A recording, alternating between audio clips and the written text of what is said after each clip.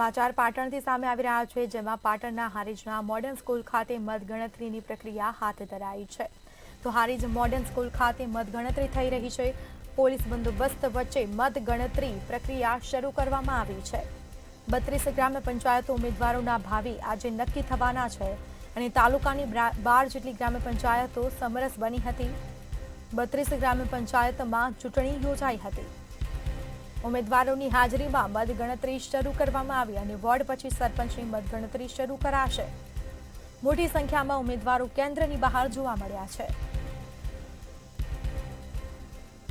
તો તાલુકાની 12 ગ્રામ્ય પંચાયત સમરસ બની. 32 ગ્રામ્ય પંચાયત ઉમેદવારોના ભાવિ આજે નક્કી થશે.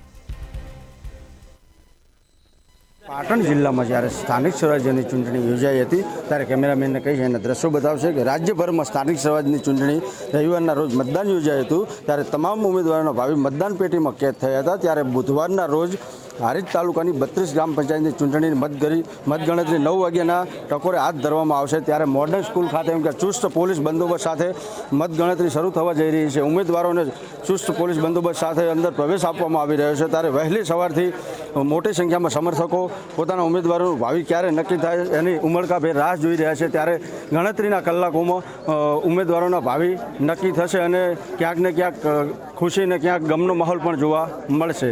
રવિ દરજી, મંતવ્ય ન્યૂઝ, હારીજ.